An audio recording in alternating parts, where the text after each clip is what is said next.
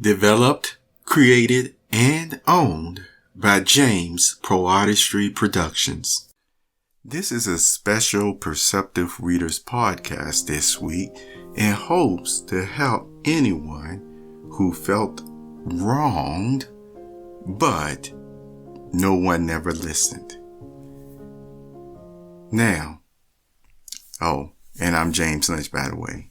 Now, the reason why I'm doing this podcast, it is hope to help anyone who may have been bullied, persons who maybe have tried to help them, psychologists and things of the like. And I want to share something with you because I do realize that with people experiences in life, some really do have them in a unique way where very few persons went through it so that they could actually put it down and lay it out as to this is what happens and this is the effect that it has on certain mindsets. And also to share with you that the elevated thinking of the good book really goes to show. See, the elevated thinking of the good book can even address even these unique situations. And sometimes either because of ignorance or even a lack of love, that if it's not applied, then guess what? You're just not going to get the results that you want, that you may sincerely desire. And that's the fact of the matter. That's why we have Jesus' words, because he addresses matters in ways. And then there are other books in the Bible, written from Paul that went on to go to show, as some people would say, well, if you didn't treat this person this way, then once again, what did you think was going to happen? Okay. Now, starting with persons who have been bullied, persons who have been set up as a scapegoat, so to speak, practically all their life. Do you know what type of effect that has on the person? Well, what it has on a person is they've noticed that whenever it came time, most of the time, no matter what the situation was for, they always got blamed for it, many times because of not being a popular crowd and things of that nature. And that's a fact. You can talk to psychologists about it and psychiatrists and other persons who realize and have dealt with such persons. Now, you may say again, what did they do wrong? See, that's my whole point. You don't know also what the person was enduring in their life, what was going on in their household, or anything, And that's another reason, as I talk about the elevated way of treating people, that's the reason why it has to be done, other than some of these mastermind concoction plans, to do this or that turns into experiments. Now, I'm going to tell you about this because, as I said before, there are people who do take up that very honorable role of trying to help others in these situations. And I've always said, again, I just admire such a spirit of such ones, those genuine spirit of such ones, and how they know they have to keep the balance. And I use the term of the Hippocratic oath that, doctors and healthcare workers take at time to say again that, they don't want to do no additional harm. And so that's why they listen to their patient. You see what I'm saying? And they try to prescribe the best method of helping them. Okay. And so there are ones, as I said before, that in their life, they really have noticed, that once they were tagged the scapegoat, then there were even at times friendships and things of that nature, that the reason why they went so along with what the popular crowd, you see what I'm saying, was doing, was just because of the whole way that the circumstances and the situation and environment was actually set up around them, that even then they really were no longer going to get the intimacy, the type of help that really made the person their good or best friend in the first place. Because now, whether someone used their authority on your friend or not to cause them to have to, treat you in a certain way. Remember, persons who are empathetic, some people say empathic and stuff like that, they feel it. They feel it over time. It's like, so they just take what they can, but it still is not that same type of touch, that intimacy that they had at first, even though they may not have said it, because what? You start realizing, no, something is missing here. And sometimes, once again, what the person ends up realizing is that, no, this has now turned into, for some, more of a opportunity for the person now to just be looked at more like a case subject rather than just a friend or human being that could, really still just be helped by the very loving things and loving way that they did things at first to help them, you see. And so I want to share something else with you with being tagged as scapegoat. And this is another fact that sometimes people don't hear about. So I'm telling you, psychologists, this and stuff like that. Sometimes most of the time remember, being a scapegoat, you get blamed for everything, even things that happen everywhere, over here, over there, and it's always your fault, and they'll make it your fault. So what do they end up using sometimes? Once again, lies, slander, and exaggeration. And so here you go again. Well, in this nature, it attracts even more people who would just end up being opportunists towards you. You see, opportunistic towards you. It's not as genuine as, some persons would say. And so normally people, in their establishing personal boundaries and things, and they're just a certain process or a way that they have to do things. When you agree, I'm sure you do this, all you reasonable listening persons to this podcast. You have every dignified and conscious right to set boundaries with the way that you get to know persons. And see, once again, depending on whether you of a certain class or not, that is acceptable. That is reasonable. But then if you get placed in this type of situation where, where a lot of persons get bullied and gang stalked and stuff like that, they take that away from you. So really you end up being in a catch-22 situation. And so you will find yourself at times, you will get blamed for things. You'll even take the blame for it. You see, you'll even, know that certain arguments were started on purpose, even though you blew off all the many attempts beforehand, where you finally reacted in such a way that you may have then turned around and stripped that person of their dignity of what you said to them. So can it still really be discounted that for the longest time, persons were actually trying to egg you on in that way? See, when you're tagged as a scapegoat, then persons act like you don't deserve it. And they'll also, once again, leave out information. They'll leave out the information of all your attempts to, once again, make things right, do things right, even apologize in this way or that way. But as I said before, once a opportunistic spirit comes over a person, then they won't always report those actions of yours. Why?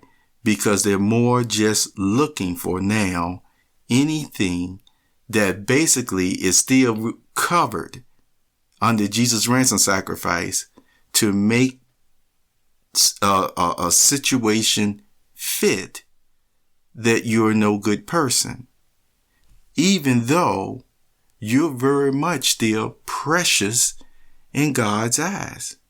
And see, and something, I know I've been using this expression quite a bit here lately, but there are once again many things that would fall in the category of being worse to you. Well, all I'm going to say is, in this case, nothing worse is taking someone who is precious to God and putting them under the care under someone who is actually just going to be opportunistic. See, these things happen sometimes. That this is the reason why I want to encourage you, psychologists and people who are in these type of mental health fields, is this: never sacrifice the person, that precious mind under your care, in order to get good marks, in order to become, of high esteem. You see, in other words, to climb the corporate ladder, to speak. Keep that spirit in mind that why did you pick this field in the first place? Was it, once again, just to make yourself elevated in money and fame and things of that nature? Most likely not. Now, once again, you appreciate the money because, remember, a worker is certainly worthy of their wage, you see. And you help somebody in that way. Oh, yeah. You should be able to eat well. You see what I'm saying? Get vacations and all sorts of things of that nature. You just want to always keep the spirit of what that type of role entails still. And you don't never want to fall into the opportunistic trap. You see, what happens again at times is, and this has happened, a cycle has been created with different persons at times. Once they get labeled this actually schemed out label, a plan to just make this person the ills of everything that's going on around and things of that nature, then from that point on, it's like the book of James mentioned, you murdered that person. You killed that person. You killed that person's reputation. All right. Now, the point is, the person still has God, you see. Yet, remember, these things are certainly not right. That would be in any field, and especially in the sanctuary. Sometimes persons will take anything that you have done, mistakes you have made, or what have you, and from that point on, like say, once your reputation is thoroughly with mud on it or what have you, they'll continue just to want to keep on having you in the picture so that it actually just makes them look good, you see. And we know that isn't right. And you see, and at that point, let's say if a person did wrong you, okay, and you told the person, you wronged me, I'm upset with you or what have you. And let's say the person say that they're sorry, or the person say, or don't say that they're sorry. Okay. What do you do at that point? See, you actually have a choice. And this is the example that ones, like I said, in the sanctuary actually set. You actually have a choice. You can apply first. You see what Jesus' words were saying in Matthew chapter 5, even Matthew chapter 18. You can also apply, you see, what Colossians talk about, just letting love cover over and things of that nature. Now, if that doesn't work for you, then does that still give you the right and authority to set up a schemed out vendetta to hurt that person? Not only, for that day, but then to scheme out, scapegoat someone where you really have condemned that person to be affected by crimes committed against the persons, not only crimes against humanity, those type of things, but then you have assault of different nature. See, these things can actually happen, and all because of, once again, the rift or disagreement that came between you two, which, for all you know, once again, God, his word, he said, vengeance is his. And so you could yield it to him. But if you don't, and I've explained this before, if you don't yield your wrath to God and you take it upon yourself, you actually do lose your right, your claim. You see what I'm saying? For certain processes and justice. You see what I'm saying? That could have been done in another matter. You really do. And here is why. Because God said, yield place to the wrath, to me. And then if you don't, there's an end quote from yield place of the wrath, you see. But then if you don't, what happens then? Well, there's another passage in Proverbs that just talk about do not be basically gloating over the downfall of another person, because God will hear it, and then you should be worried about turn around and then put all those plagues upon you. See, and that's what happens when persons go off on vendettas. They already taken that, no, I'm not relying on God. I'm going to hurt this individual. And then you put that individual that you were mad at or felt justified with complaint, you see, under now God's still safety net and care, because that person too, you'll find out, in this day and age, that bullied person is also still precious in God's eyes. You see, it's precious in God's eyes. So you can always relate, once again, your feelings and things of that nature. But here's what, I just want to say in closing is this. It's kind of hard, for some anyway, to claim such a righteous stance.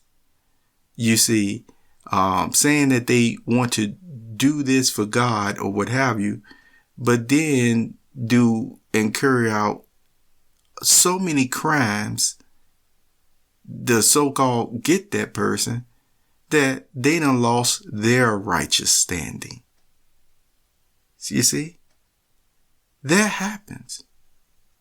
And so you want to really keep in mind, as always, that if you just leave things in God's hands, you see, he will take care of matters in the way that, he's going to take care of them. And, and I found from personal experience, you don't have to concoct plots and schemes and stuff. What you still use, as I've always said, is your public declaration of defending your faith and defending your conscience and things of that nature. And you can use God's word. You can use the laws of the land and things of that nature. See, but all those things, according to God, you see, I keep using the word public declaration. It's not no scheming and things of that nature. No, you're making clear what you're doing, why you're doing it and things of that nature. Because one other item that is talked about, in this day and age, if you read the time period that we live in about the unreasonableness of it all, excuse me, is that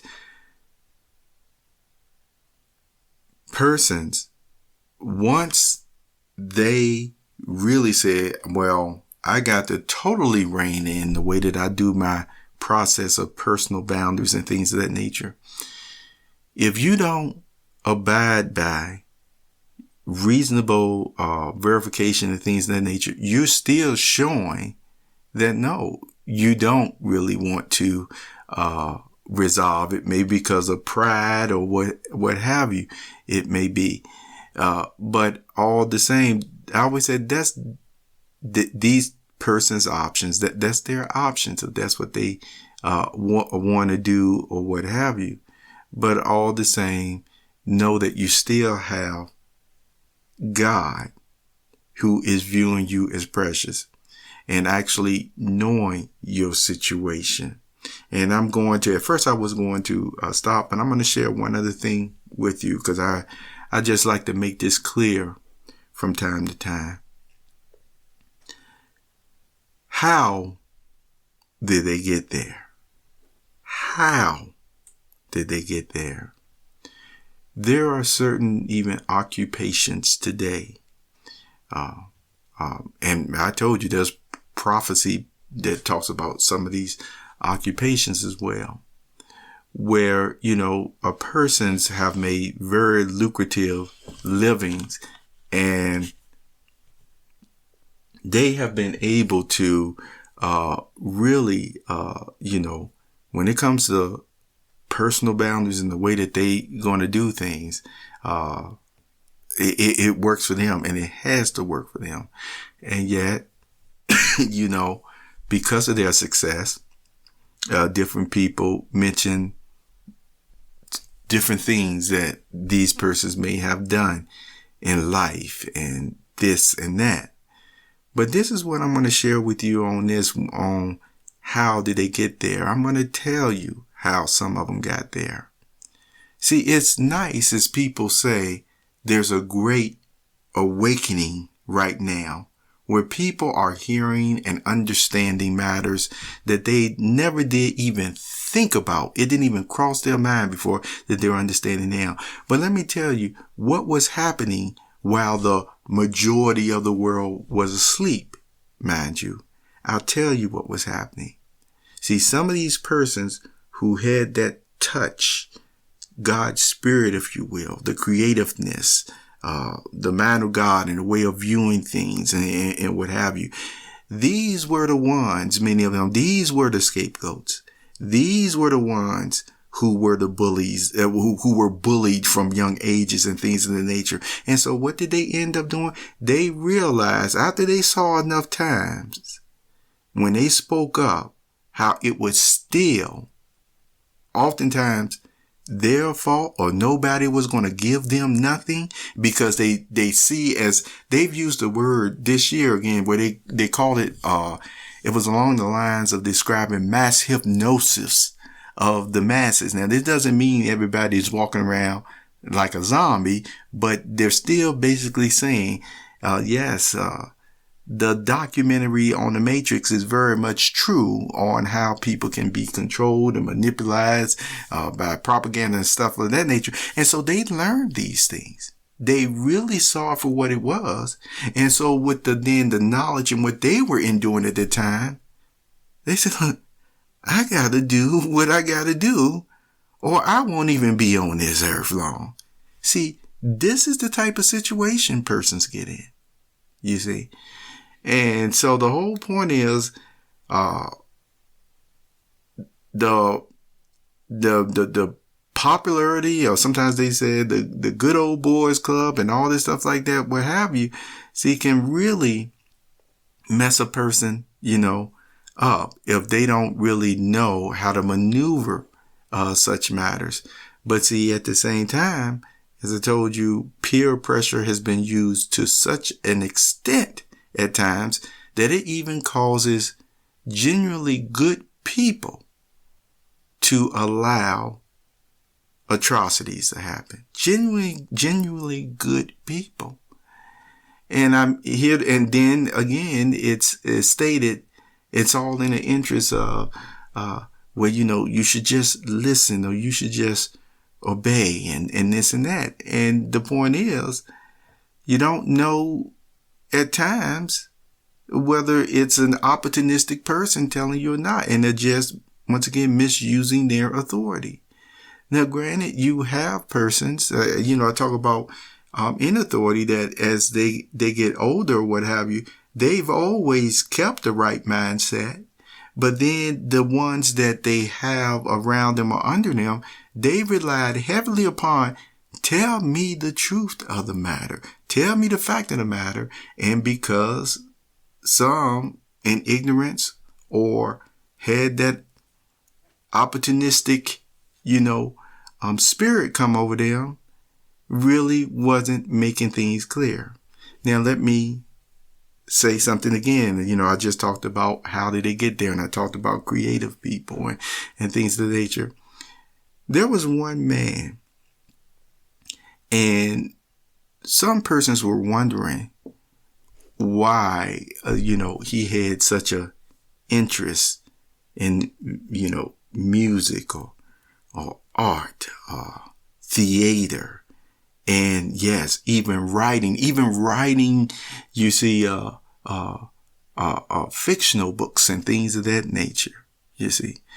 But you know what the man would say, you see, to just a very few, and I'm going to share this with you, is the point of the whole premise was, well, by actually engaging in these other activities of life and even writing about fiction, it keeps him honest. Or let me quote, it keeps me honest when it comes to all these other matters, like the spiritual matters.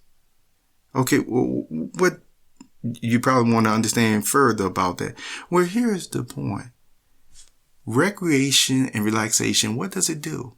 It gives you an opportunity to recharge, does it not? And it gets you rest. So in other words, if you're feeling drained, you've been doing something for a month, 2 months, 3 months.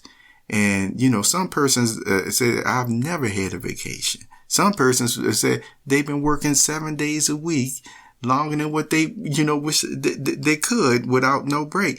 How is that enjoying the fruits of their labor, as the scripture is calling it? But, to each his own. But see, here's the whole point. When you go on these different activities or engage in them, from gardening to running to listening to music to having a night on the town and stuff like that, it gets out all sorts of what people would call pent up energy. And in that way, in the right type of environment, and you're fine. Now, if that energy sometimes stays pent up in the mind and body, then what? It may come out in other areas. This is what I mean. During recreation environments and stuff, you do a lot of laughing and joking, right? But if you're in a situation like I described earlier, like psychologists and psychiatrists are in, where somebody, may be on your couch or what have you as they listen, telling the problems, then you're just not going to use that time for joking and laughing, keeping in context what I'm talking about as far as the seriousness of the matter. And you're going to do, you see, what is necessary in all seriousness. Is not going to be playtime for you. But see, one of the reasons why you're able to keep that type of seriousness and putting the import of what it should be on the situation is because you're balancing other areas of your life. And so along with that, this same person that I told you about, from time to time, you see, he would get asked to look into this situation or that situation. And guess what? Sometimes the situation would be, again, on some of the persons that have endured maybe, traumatic things in their life. Okay. And so because now these persons are dealing with this or that, you see, they sometimes just weren't the friendliest of people in the world, you see. And so at times, certain people just didn't like these ones. But anyway, this person had to, find out certain matters at times. Now, in one, report,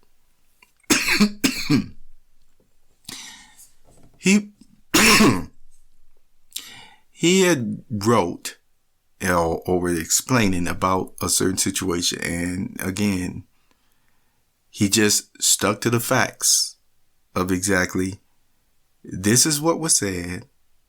This is what he said. This is what the other person said. You see, didn't, put his opinion with the matter or anything. And at one point, during, the conversation with the ones who wanted to know what was going on with this situation, they actually said a couple of statements that weren't accurate. Okay. One of the statements was basically being all built upon what was already heard from, other persons, which the person who was basically placed in charge of to find out had said, no, this wasn't the case when he had found out, when he talked with the person about this and that. And then it was something, because see, this is a technique used, and I can't remember what it was called before, where you'll be asked something and you'll get an answer, and then a little while will go by, and then they'll basically reword it and say it in another way just to see what you're going to say, to throw you off guard or to expose lying. Okay, see, now you're seeing why I'm telling you about their whole statement from 10, 20 minutes, 10, 15 minutes ago, where I said, the person said, see, it keeps them honest.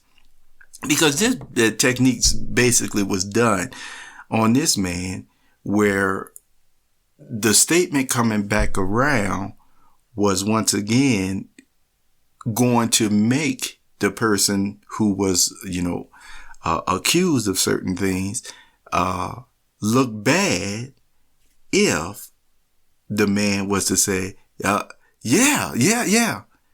No. When that statement came back around and made it, and was actually putting words in the person's mouth of saying, you said this person, and the person said, no, this is not what the person said.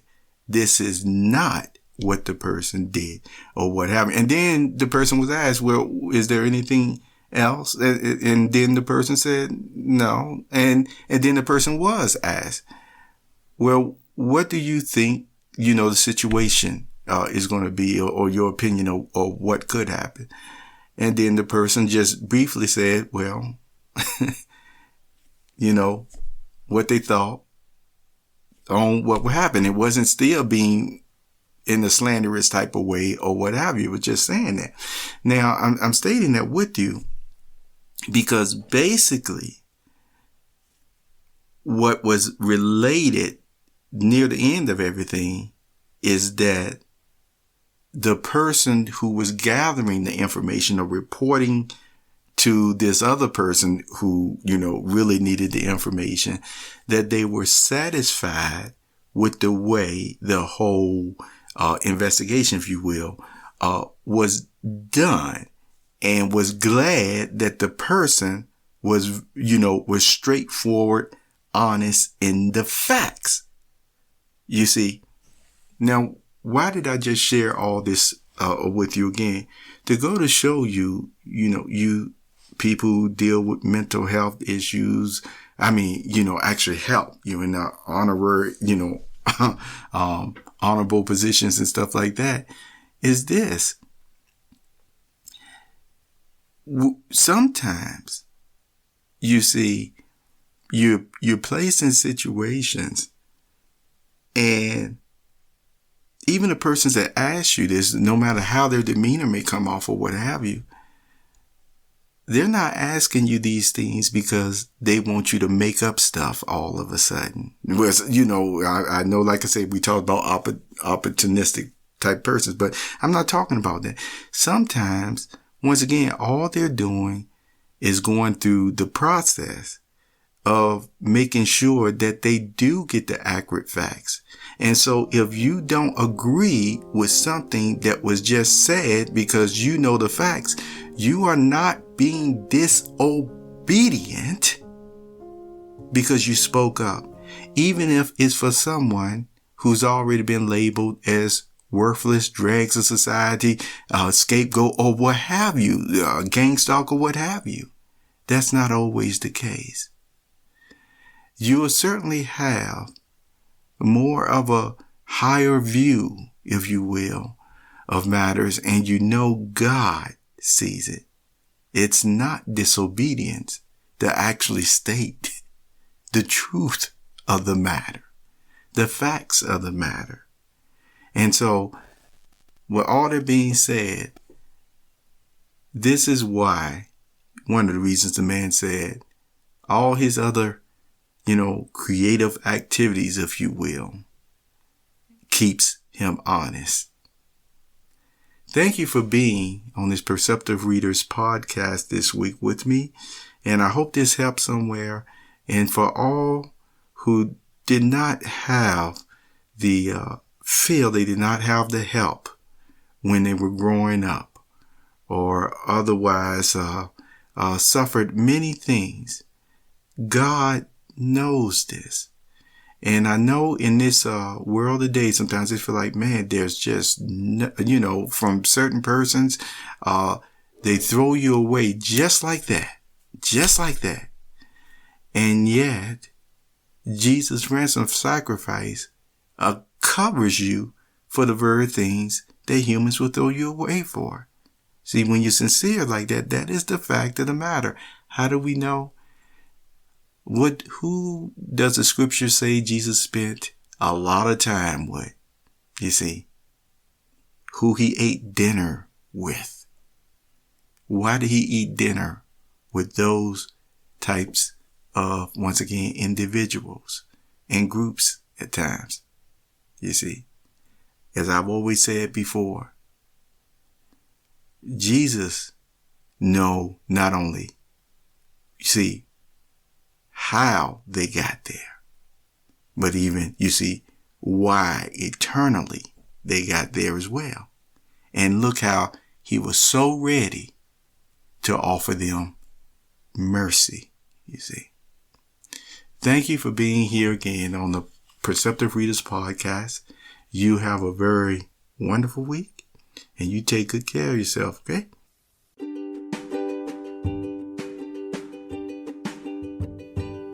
You have just listened to the Perceptive Readers podcast. Remember, until next time, if you read something that encourages you to improve or enhance your life for the better, it becomes your reality.